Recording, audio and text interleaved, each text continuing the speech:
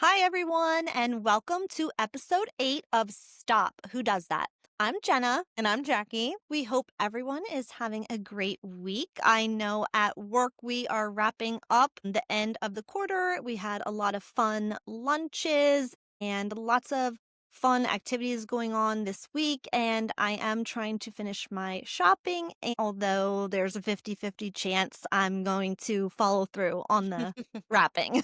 What about you, Jackie? I think I'm just waiting for all my Amazon packages to come in. I did some stocking stuffer shopping yesterday, and I think this weekend I'm just really gonna try to get everything wrapped and ready to go. Yeah, it's the last weekend before Yep. Christmas. Well, before we get into this week's episode, we want to give a special thank you to our listeners, Peter Dalkey and Manny Joshi. Thank you, Pete and Manny, for your continued support. We really appreciate you, and we appreciate all of our listeners, including our growing listener base in Australia. We see you out there in Australia.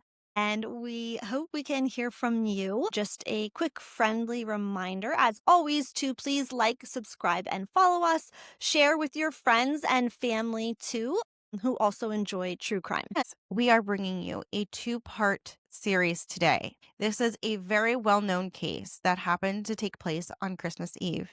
You know, Jenna, as we were talking about wrapping gifts, I was just thinking about the person that we're going to be talking about today and how she never got to do that. Yeah. We know everyone is familiar with this case and knows much of the timeline and background. So we're going to go over that in this first part. And if you want to listen to us focus in the next episode about some of the theories, you can always skip ahead to part 2, as we do have a very unpopular opinion on this case, Yeah. which we will discuss further in part 2. But let's get into it without further ado. This is the case of Laci Peterson. Laci Peterson was born Lacey Denise Rocha on May 4th, 1975. She was the daughter of 2 children born to Sharon and Dennis Rocha. She had a brother named Brent who was born in 1971.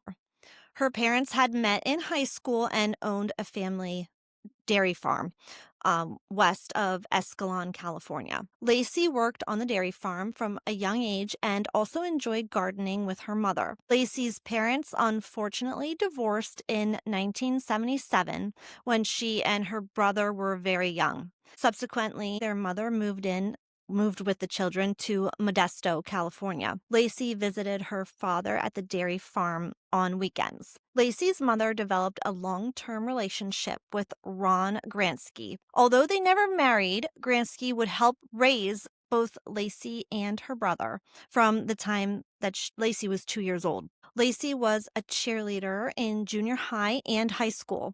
After graduating from Thomas Downey High School, she attended California Polytechnic State University, majoring in ornamental horticulture. Let's talk about Scott. Scott Lee Peterson was born on October 24th, 1972 in San Diego, California. Jenna, does that make him a Scorpio? It does, which is I hate to say that because I'm a Scorpio, but yeah, it does. Just saying that now we know what we're dealing with here. Okay. He was born to Lee Arthur Peterson, who owned a crate packaging company, and Jacqueline Helen Latham, who owned a boutique in La Jolla called The Put On. Lee and Jackie had 6 children from previous relationships, and Scott was their only child together. As a child, Scott began playing golf at an early age, and by 14, he could beat his father at golf. For a time, Scott had dreams of becoming a professional golfer, and he was teammates with future pro Phil Mickelson at the University of San Diego High School. By the end of high school, he was one of the top junior golfers in San Diego. By 1990, Scott enrolled at Arizona State University, where Phil Mickelson had also enrolled, on a partial golf scholarship. Scott's father later testified that Scott was discouraged by the considerable competition that Mickelson and an unnamed future pro presented. According to Chip Couch, the father of another young golfer, Chris Couch, Scott was taken off the golf team after Chip discovered that Scott had taken Chris out drinking while Chris was visiting Arizona State for a recruiting trip. Chip complained to the Arizona State golf coach, who subsequently kicked Scott off the team. Scott transferred to Cuesta College and then to California Polytechnical State University. Initially planning to major in international business, Scott ultimately graduated with a degree in agricultural business in 1998. So they both went to the same college eventually. And Jenna, I didn't know all that about his golf background.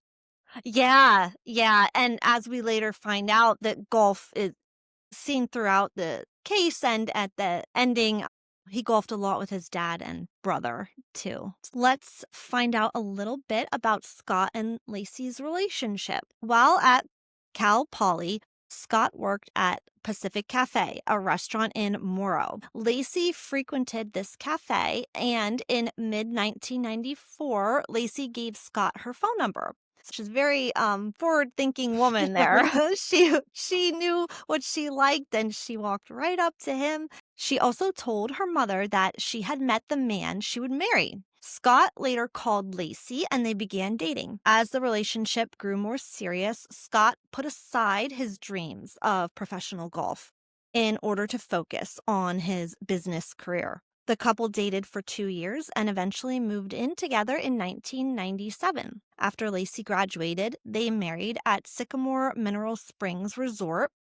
While Scott finished his senior year, Lacey took a job in nearby Prunedale. Prosecutors later stated that around this time, Scott engaged in his first extramarital affair, though they did not reveal the details of the relationship. So at this time, they had just gotten married and he was already having affairs.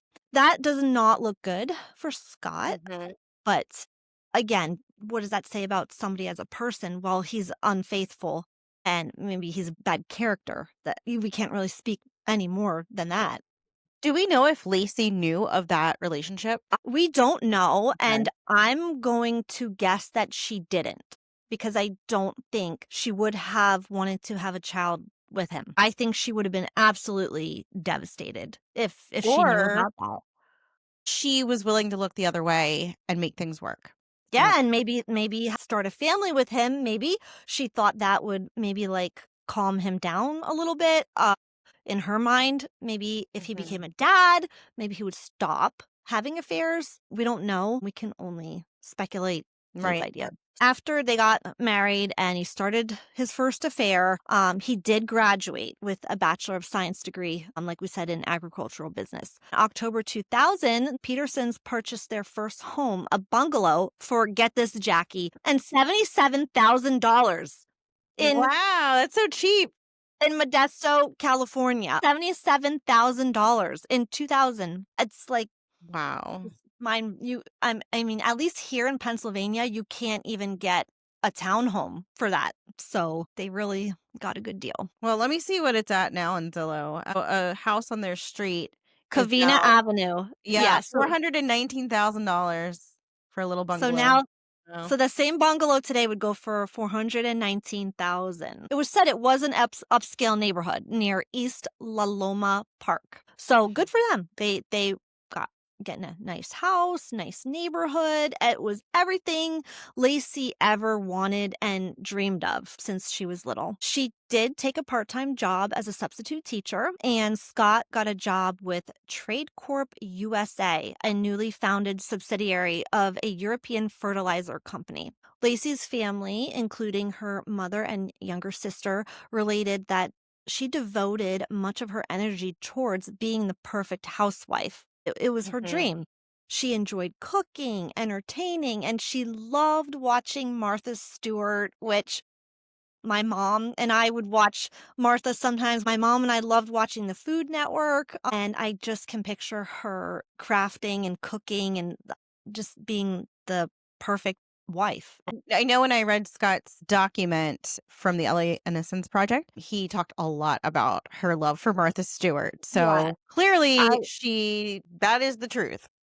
Yeah. In 2002, which is 2 years after they moved to the home, Lacey discovered she was pregnant. Her due date was February 10th, 2003, which Well, it's is my birthday. Jackie's birthday. The couple had planned to name, it was a boy, and they planned to name their son Connor, which is so So cute. cute. I'm sure she was just thrilled and over the moon excited to be expecting.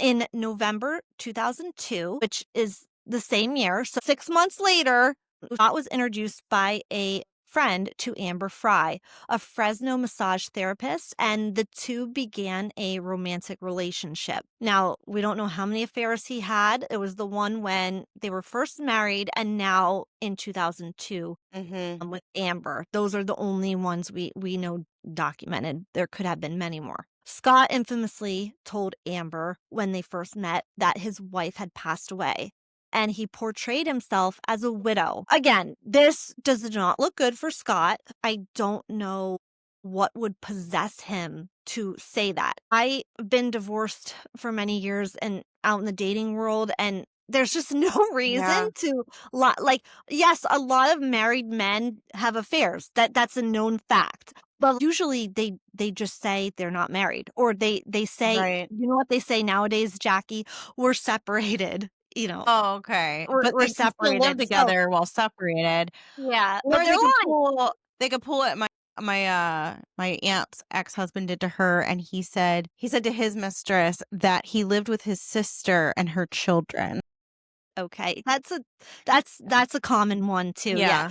From my experience in hearing those types of excuses, to say your wife is passed away is A stretch. harsh.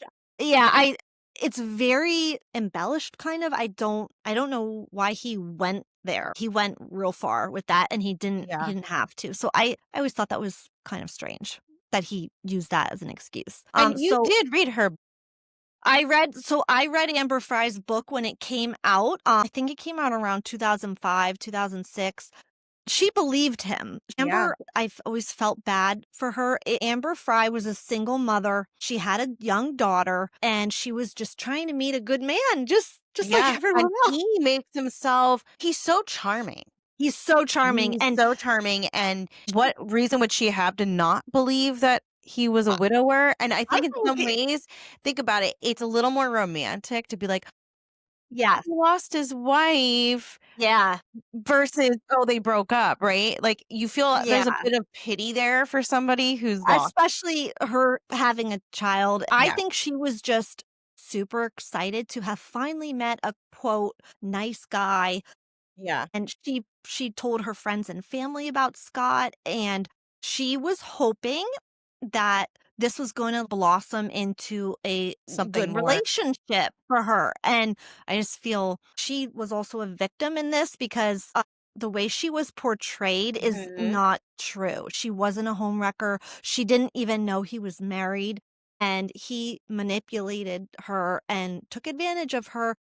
He even accompanied her to a Christmas party for Wow. her work. So she's being led on by him that this could really be something for her, and she was so excited, and although they met in November, they Well, a month dated. before she goes missing. Yeah, and I read that technically, Jackie, they only went on 4 dates. So this is Yeah. not a mistress that he had for a long No, time. not at all. I mean, he's just love bombing her at this point. Yeah. Exactly. He Yeah. he was love bombing her, and she was blinded by everything, and that's basically all their relationship was. After Yeah. 4 dates, they were just getting to know each other pretty And remind much. me again, how far away did she live? Yeah, I do believe she lived about 2 hours away. Okay. So far enough that she She was out of the way, no chance Yeah, of they were. running into her. Yep, and they weren't from the same town, and this is well before social media, so Mhm. these were back in the days where no one knew your business. I mean, Right. Yeah. it was kind of nice, but not in this circumstance. And I do recall, and I don't want to jump ahead too far, but I just want to say when I watched the special last year that came out Mhm. regarding his new appeal process through the LA Innocence Project, they did ask him, why did you keep up this relationship with Amber after Lacey went missing? And he said he felt like he had to keep it up to keep her from talking. Well, So and that's exactly what it's she did. yeah. It Yeah. is he even lies with him were getting so extravagant that I remember on Yeah. New Year's Eve. Yes, Remember this? The Paris, the Paris. he Yeah. said he was in Paris, Yeah. but he was actually at a vigil for For Lacey. Lacey. He was He was at a vigil, but he called Amber from the vigil, Yeah. and she heard all these people, and he said, "Oh, I can't hear you. I can't hear you. I'm in Paris." Nothing was off the table with his lies, it sounds like. I mean, to go Yeah. that far, you're experienced at this. You're so experienced. Yeah, and we will say that he was not a good husband, and he No. was a liar, and he was a cheater, but as far as Jackie and I are concerned, Still that's doesn't all. necessarily make you a killer. Those are facts that we know, those are hard facts that we will say about him, and we'll get more into our theories as we move on. All of that, the little relationship going on unbeknownst to Lacey, although I believe he was claiming Lacey knew about Amber. Yeah, he claimed that she knew. He claimed that they were having marital problems. But Lacey's mother, Sharon, said Lacey never mentioned to her that they were having problems. Although would she have been honest about it I, makes I me mean, wonder. yeah, it could go either way, I know. especially that she was pregnant. Maybe she didn't want to upset her parents. And Lacey seemed like such a wholesome, generous, Pollyanna type person. kind Yeah. person. I could feel like she just didn't wanna upset her family, Yeah. and so she may have kept it inside. Well, with all that going on, let's fast forward to December 3rd, the day before Lacey goes missing. On December 23rd at 5:45 p.m., we know that Lacey and Scott went to Salon, the workplace of Lacey's sister Amy Rocha. Amy cut Scott's hair as she did every month. Scott offered to pick up a fruit basket that Amy had ordered because he would be playing golf the next day at a course near the retailer. Prosecutors say Scott also told other people he would go play golf on Christmas Eve. Lacey's mother, Sharon, spoke with Lacey on the telephone around 8:30 that evening. The last three people known to have spoken to Lacey before she disappeared were Amy, her sister, Sharon, her mother, and Scott, her husband. Scott later told police that he last saw his wife at 9:30 a.m. on December 24th when he left to go fishing at the Berkeley Marina. He said that Lacey was watching a Martha Stewart TV show about lemon meringue Aw. and preparing to mop the floor, bake cookies, and walk the family dog to a nearby park. Karen Servas, a neighbor of the Petersons, said that she found the Petersons' dog, a golden retriever named Mackenzie, alone outside the home and returned him to the Petersons' backyard around 10:30 a.m. This is an hour after Scott left. Scott said when he returned home that afternoon, Lacey's car was in the driveway and the house was empty. He also said that he found Mackenzie in the backyard and that he relayed this to Lacey's mother, Sharon. She later denied his account in her book. Scott showered and washed his clothes. He called his mother-in-law, Sharon, to ask if Lacey was with her. Sharon subsequently said that call was when she learned that Lacey was missing. Scott and Lacey's stepfather both reported Lacey missing. The police received the report of her disappearance shortly before 6 p.m. At the time of her disappearance, Lacey was 7.5 months pregnant. As you can imagine, this story attracted nationwide media interest. And we followed this story, Jackie, when it in 2002, it was a massive Yeah. it was one I of the was 14 at the time, so I do remember. I do Mhm. remember. Yeah. Yeah, I followed this story so closely. It was on every news outlet. Back then you had all your news channels, and then you had like Mhm. headline news with Nancy Grace. It was just 24/7 coverage Yeah. of this case. That was the day she went missing, and after they reported her missing, there began the search. Where is Lacey? The Modesto police detectives, Alan Braccini and John Boiler, became the lead investigators for the case. Upon their arrival at the Peterson home, the detectives interviewed Scott and performed a cursory search of the home.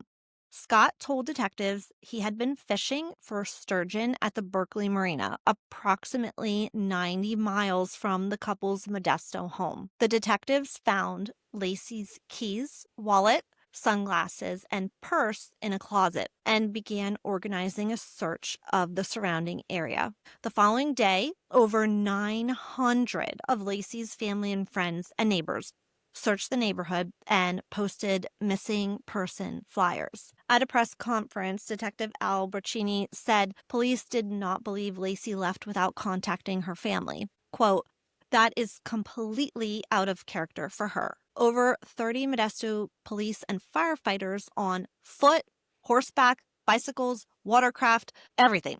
They used canine units, they used searchlight equipped helicopters, they searched Dry Creek and the surrounding area. Lacey's disappearance and the extensive search efforts, like we said, kept attracting nationwide media interest. A $25,000 reward was offered, later increased to $250,000, and finally up to $500,000 for information being to Lacey's safe return. Although detectives did not initially consider the case suspicious, they suspected foul play almost immediately and became increasingly suspicious of Scott as they continued the investigation into Lacey's disappearance. Boiler told ABC News in 2017, "I suspected Scott when I first met him. Didn't mean he did it, but I was a little bit thrown off by his calm, cool demeanor and his lack of questioning at the time." At the time, the Rocha family defended Scott, describing him and Lacey as the ideal couple. So this is all when it was fresh and happening. Lacey's family was sticking up for Scott. Right. I do remember that. The nationwide media coverage produced several tips and possible sightings, one of which was from a woman who identified herself as Scott's girlfriend. This would be Amber Fry. On December 30th, 2002, Amber Fry informed detectives that she had met Scott on November 20th, and he said he was single. Additionally, Fry told detectives Scott said on December 9th he was a widower, and this Christmas would be the first without his wife. Based on the dates and information Fry provided, detectives now believed Scott began planning to kill Lacey 2 weeks before Lacey's disappearance. On January 15th, 2003, detectives informed Lacey's immediate family of Scott's affair with Amber Fry. Upon learning of Scott's involvement with Fry, Sharon Rocha told detectives she believed Scott killed Lacey. So what do you think of that, Jackie? I can see why they turned on him, obviously. You believed him to be something that he wasn't, and he had this entirely secret life going on behind the scenes that nobody knew about. And especially to cheat on your wife while she's pregnant like that is just disgusting, to be quite Yeah, honest. Um, yeah, the it part about being a was. widower, I mean, that does not look good. That does not. No, and I just again want to say Amber Fry was very brave to Mhm. come forward like this. She must have been very scared because Mhm. this is all going on. All of this stuff is coming out about this guy that she thought was a regular guy she Right. met through a friend. So she now with all the stuff's coming out, she had a daughter. She was probably starting to feel very scared and Yeah. the Rocha family should be so thankful that she did come forward because the information she Mhm. provided helped provide a timeline of what was going on, like we said, behind the scenes. Right. And also, they didn't go public with this either. Mm-mm. They did do wiretaps between Amber and Scott. Yes. And to my knowledge, I don't think he said anything incriminating. No, she tried. I Yeah. I listened to the tapes. She tried to Yeah. get him. She prodded and prodded, asking him questions about Lacey. Well, what do you think happened to her? Why didn't you tell me? Yeah. And he Was very very dodgy. tried to lie his way out, but the lies weren't working anymore at this point. Right. He continued talking to her. I mean, like, he still wanted to date her as his Yeah. pregnant wife is missing. Yeah. That's just He claims in retrospect, and we know he's talking 20 years later, he's like, I was just trying to keep her, I guess, hook, line, and sinker, right? No pun intended to the fishing, but he was trying to keep her emotionally connected to him so that she didn't yeah, try to rat him out. I mean, to his knowledge, yeah, he did not know she had already gone to the police when he was yeah. having the So he was so, manipulating yeah. her. Yeah, yeah, of course. Yeah, he was playing chess. He Mhm, was playing chess. mhm. So, as time goes on, he's still missing. There's no sign of her anywhere until April 13th, 2003. So now we're into the new year. Two people walking their dog found the body of a male fetus on a tidal flat of the San Francisco Bay Shore in Richmond's Point Isabel Regional Shoreline Park. The following day, a jogger spotted a human torso in the riprap along Point Isabel shoreline, approximately 1 mile from where the body of the fetus was found. On April 18th, 2003, DNA tests verified the bodies were of Lacey and her unborn son, Connor. Lacey's body was bloated, missing her head, arms, most of her legs, her internal organs, and was severely decomposed. The autopsy revealed that Lacey had 2 cracked ribs and some cracked neck bones, but that her uterus and cervix were intact. Neither Lacey's date of death nor whether the broken ribs and neck bones occurred post-mortem could be conclusively determined. So they aren't sure if those broken ribs and neck bones happened while she was in the water from, wildlife, or it happened as a causation of her death. The missing head and limbs led to rumors that Scott had dismembered Lacey beforehand, but Dr. Peterson found no human-made incisions. Dr. Peterson and state forensic pathologists testified the missing organs and disarticulation, or the dismemberment, were conditions consistent with a body weighed at the wrists and ankles and submerged in seawater for several months. So what they're saying is that the wrists and the ankles, so her arms and legs, were being tethered down, and that the torso dislodged from those joints to rise to the top. Lacey's head, arms, and legs were never recovered. Dr. Peterson concluded Connor had died in utero and his body was expelled from Lacey's decomposing corpse when the skin over the abdominal cavity ruptured due to natural decomp processes. Seawater entered the abdominal cavity and washed out most of her internal organs as well as Connor. That is just horrific. Yeah, it's terrible to picture any of that. But it's Her important to talk about because later on during the trial, there was talks of Connor's gestational age at the time of his death. There was, yeah. Was it consistent with dying on December 24th, or did he survive longer, which would mean that Lacey was put in that water later or killed later than they initially had thought? And that's a big question. I don't think that was ever answered, Jackie. The LA Innocence Project does have some experts that went Mhm. over the files on Connor. And this is where I'm confused because I feel like you can get an expert witness to say whatever you want. This guy graduated Harvard. He's a known, maternal fetal medicine expert. He says Connor a week further along than they thought. So he probably died around the new year. Well, then She would have been alive a little bit longer. if they're saying that, she would have had to have been alive. And where was she? And her body was found almost 4 months after she disappeared. At why? Like Yeah, why 4 months later? It's very confusing because you can have one expert say, "No, Connor's gestational age is consistent with her dying on December 24th," and then you can have another expert saying what this guy is saying, that, "No, and he was farther along at time of death." So I it's hard. It's hard to really I think it would be very hard to pinpoint It's that. a very gray area that was never clarified with any exact findings. I do want to ask you, Jackie, if she was weighted down at the ankles and the legs, why would you do that? That to me, that would be the first thing to pop off from the like cement block or weight or anchor or whatever you're tying them to. Why? I'm just thinking out loud, why wouldn't you tie the weight to the whole body? Like, I mean, I think it would involve or the head or something. it would be I think it would be harder to have to wrap rope around her midsection, especially when she's pregnant. I think it's just logical True. that you would put, if the concrete block theory is true, which they're saying Scott weighed her down with these concrete blocks, you would do it from the arms and the feet. Also, Makes how sense. would you a dead body weighs, as we know, a lot more. It's dead weight. Oh, Plus yeah. plus a pregnant woman, Right. plus weights on the ankles and the hands. How would one person be able to dump her body like I that? agree. I cannot. I don't care how strong you are. And Scott, like I just feel like that's a two-person job. And we'll get into that later. Mhm.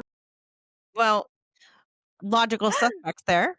Yeah. Yeah, I mean, let's now that, Lacey's body's been discovered, we're Yes. going to see So now we have a body. We know for sure she's passed away. The baby's passed away. What's going on in Scott's world? So, of course, and this is what we want to get into in part two. As we know, the husband is usually The most considered logical. number one suspect at this point. So, that's exactly what happened in this case. And although they didn't, now he hasn't been arrested yet, even after they found the body, they didn't Mm. come for Scott, but he knows that the police are like hot on his tail and he's basically like I'm fucked. There's Pretty no way out of this.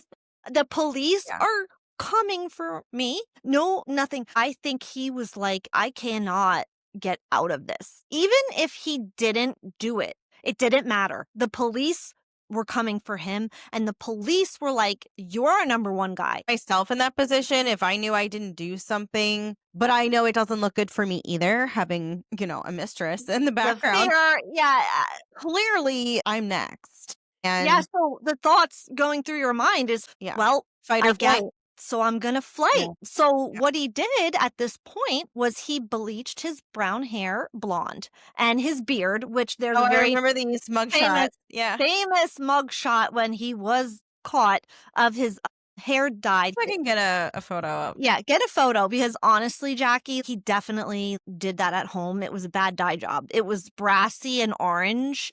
And like, I'm I sorry, don't mean to but laugh, but the first thing that comes up on Reddit is his Scott Peterson dye job freaks me out. I said it's not good. It's not. It's it's like a home bleach job gone bad. It's like when you go to the hairstylist after you did something to your own hair and they're like, "Why would you do this to yourself?" Yes, this brings back memories. There it is. And then him in the courtroom with the dye job. Yep. Yes, see, look, he There how there's he his paints nice his dark hair. hair. Yeah. Yep. I mean, keep Yep. in mind though, I mean, everywhere he goes, people are looking at him weird. So obviously by February he grew a beard. Yep. He should Reddish have. hair, like I April. know. They say blonde. It's blonde. It's Yeah. Well, it's a brassy. bad dye job. It got brassy. Yeah. Yeah, he needed like the Oh, this purple one's really bad. shampoo. That was when he got to prison. I bet the hard water did that to Yeah. him. It's back to dark now, and now he has a ponytail. Oh, he looks horrible now. Scott's been through all sorts of Hold on. hairstyles in the last 25 years. He's got like a ponytail. Pull it up. He Yeah, he looks horrible. I mean, prison will do that to you, but yeah. Yeah, definitely.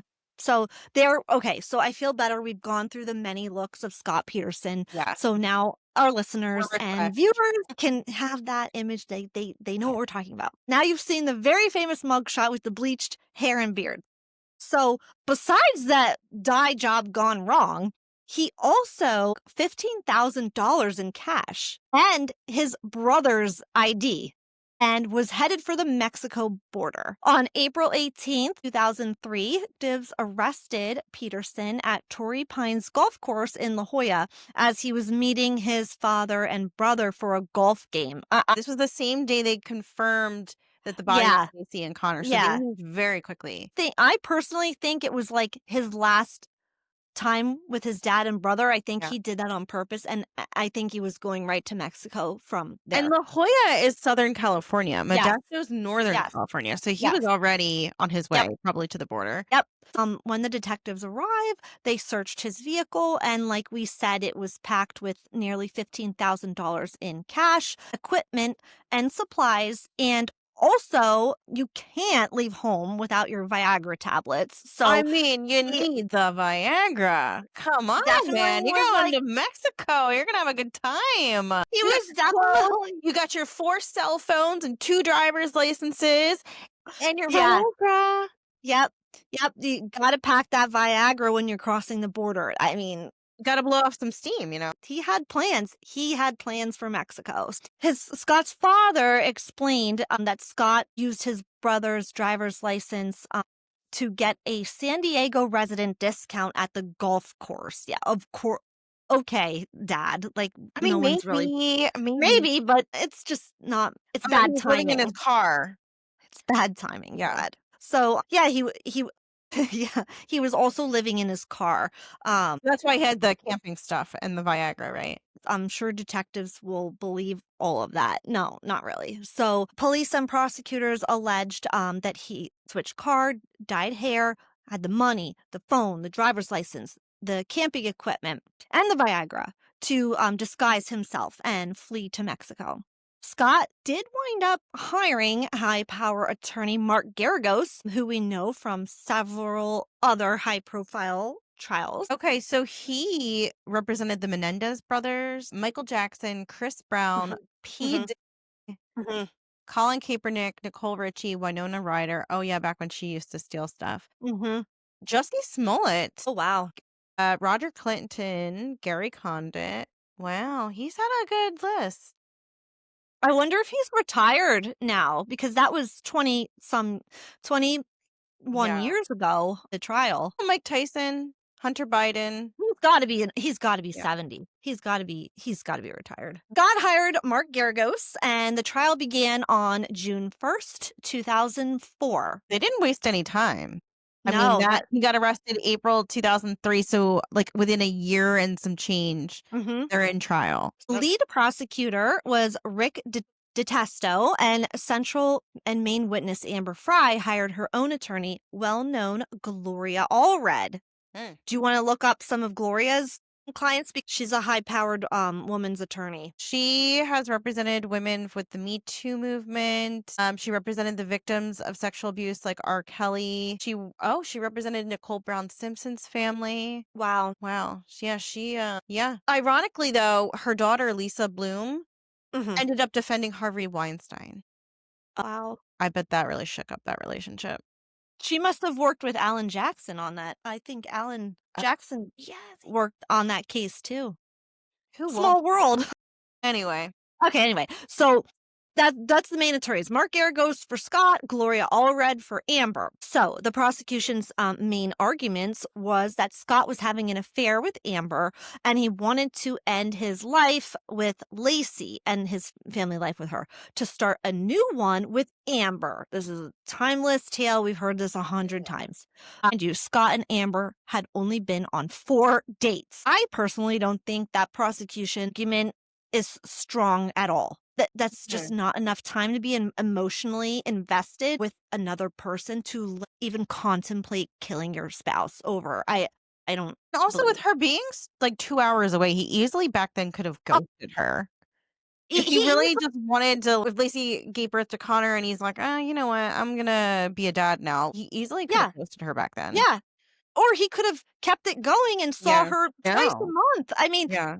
Really like one of those guys that was like, "I want my cake and I wanna eat it too." oh, Yeah. that we know We hear dozens that all of the them. time. He wanted That's to. a certain yeah, Yeah. that's a certain type of man, and that is the way nothing is changing them. So, Garagos argued that, police rushed to judgment here and had tunnel vision in not looking at anyone or anything outside of Scott. And that is where Jenna and I break with the public on this, the public opinion on this, because Mark Garagos has a point.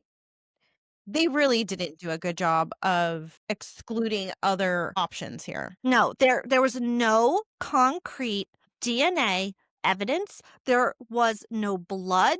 There was nothing. It was all circumstantial. There was 2 hairs found on Scott's boat, 2 hair follicles. That's very, very small amount of hair. And they were not Scott's and they were not Lacey's. So Well, they couldn't that determine whether they belong to Lacey, which is as good as a no. right. So that was basically the only DNA that they collected from the home, his car or the boat. That was it. 2 hair follicles and they weren't even his. And So, and to keep in mind, though, they live together, so it's gonna be plausible his DNA is all over the house, all over items in the house. Her DNA is gonna be everywhere, all over the house. So, really, if you wanna say that he loaded her up in his truck and dumped her into that marina, is there nothing that belongs to her in that car? She they never driving it with also him, right? right. And so they also tried to go at his financial struggles, and he was $23,000 in credit card debt. That's not I mean, it's not good, but Not good, but it's not it's not bad. like 75, 100 grand, That's which not a you good reason to think. kill somebody. And We in don't think like them, so we can't say that. I mean, most people would be they never even mentioned if she even had life insurance. So in Scott's affidavit I was reading, they did take out life insurance policies. I think I think it was before she got pregnant, because they Okay. said a financial advisor that was a friend of theirs suggested that they do that. Yeah. Well, that I work in finance, Yeah. and that it makes Yeah. perfect Especially if sense. you're We planning on having children, that is Yeah. what every financial advisor would tell you, Yeah. is to get life insurance. Anyone with a family that Yep. has kids, public service announcement, you should have life insurance, Yes. especially if you have children, because you don't wanna leave your children destitute. So, I do wanna recommend that for And anyone with kids. the reason why they would be getting insurance so young, because you're probably wondering, well, they were young. Why would they get life insurance? Because in underwriting, they go through your entire health history, and Mhm. your premiums will be higher if you have a disease or something. So you want Yeah. to get underwritten when you're young and have no issues, so you get a lower rate. Yeah, and then So you can that is always perfectly plausible that yeah. they were taking advice of a financial advisor. And you can always convert that as you get older. So get it young while you can. But so that makes perfect sense. I think that Yeah. was bullshit that they tried to go after that and $20,000 of credit card debt. Yeah. I just don't buy it. He also mentioned that they had a restaurant that they owned and had sold Yeah. off. So he Yeah. does talk about their finances in his affidavit, which will be for another episode. But no, he said in his opinion they were doing fine. So And the other thing that they went after, besides the affair affair that was 4 dates, 20 some $1,000 of debt, they did try to say he showed no he wasn't no crying, emotion. he wa Yeah. And I I mean get really sensitive on that, because who are we to judge how someone grieves, how someone responds to trauma? It is a known fact. Anyone that works in mental health, no two people respond to the same trauma the same way. yeah, and that doesn't make you a killer. Just No. because you aren't crying in the public, to me, that is I don't You like don't when know what's really people going do on that. in his head. I mean, he could be devastated internally, but maybe he was raised to not show emotion. I mean, again, we don't know Mm. how people are brought up, and I just want our listeners to be aware of that. We can't judge people based on what we would do in that situation, or what we think we would do, because you'd be surprised. And I've heard people who have lost loved ones, and their reaction was just not what they thought it would be. Mhm. Yeah, Or it was delayed. Maybe months later, they had an emotional breakdown from and losing a loved one. that's not, like, any concrete evidence linking to a murder. No, and especially that is not a reason to call someone a killer. It's just No, not. this trial went on for several months. The prosecution threw all these silly theory, barely circumstantial. Mhm, And they talked about the concrete that he had at the home for working on his house. What were mhm. they, Jackie, building an addition or something? It was They a fence, he said. fence. So The neighbors behind them, they agreed to rebuild the fence together, and he did a lot of work around the house, so he had yeah, gotten the cement for the blocks that were used for yeah. the fence. Jackie, it's like saying, "Well, you have a shovel because you have a shovel, You like, killed your husband. you Yeah. definitely killed him." Yeah. That I just don't like when the prosecution does that. It's like, It's a matter give us of something. perception. It's a matter of Yeah, perception, and that is kind of the game you play on the prosecution and the defense. But yeah, let's yeah. yeah, I mean, it's just to really harp on somebody's emotions and the things they had in their house and try to piece together a story. That's not enough for me to put someone away for the rest of No, their life. no. So, on November 12th, after the trial had been going on for about 5 months, the jury convicted Scott of 2 counts of murder, first-degree murder with special circumstances for killing Lacey, and second-degree murder for killing the fetus, baby Connor, that she carried. The penalty phase of the trial began on November 30th and concluded December 13th when the jury rendered a sentence of death. On March 16th, Judge DeLucchi followed the jury verdict sentencing Scott to death by lethal injection and ordering him to pay $10,000 towards the cost of Lacey's funeral. He described the murder of Lacey as, quote, cruel, uncaring, heartless, and callous. Now, since then, though, we do want to remind you that the death penalty was overturned by the Hmm. California Supreme Court in 2020 because the trial judge had improperly dismissed potential jurors. The court found that prospective jurors were removed from the jury pool simply because they expressed general opposition to the death penalty on a questionnaire, even though they indicated they would be willing to set aside their personal views. So it was really just on a technicality Hmm. that he had that death sentence reversed, but good for his attorneys, right? And then in December 2021, he was resentenced to life in prison without the possibility of parole. Hmm. Yep. And he's remains in jail to this day. Now, our role here isn't to rehash old news, but we do want to set the foundation and remind you of the circumstances that led up to his conviction. We're going to dive deeper into the things that people don't really focus on when they talk about this case and when they talk about Scott Peterson. Let's get one thing straight. We're not Scott Peterson groupies. We're not writing him love letters in prison. We don't like him like that. Trust me. But let's pretend we never heard Nancy Grace talk about this case, right? Let's pretend we never overanalyzed Scott's emotional reaction or lack thereof. And let's just focus on the facts and what was not investigated further. Let's dive into what the LA Innocence Project is actually saying their case for his appeal is, and what is Scott saying? He never testified in the trial, but we have a 60-page document of him just a few years ago outlining everything that can explain the evidence they presented at trial and how a lot of that did not come to light at the time, or some of the witness reports that were never turned over to the defense to allow the jury to have any semblance of reasonable doubt. That is what we want to focus on, because everybody's done this case, right? Everyone's covered it. Crime junkies, serialistly, Nancy Grace, you've all done that. But what we want to focus on is, what are people not talking about? How can we give Scott Peterson the B of the D and look around the Modesto area and see what's coming up? And that's where we get into part 2. We're going to dive deeper into that. So we're going to end part 1.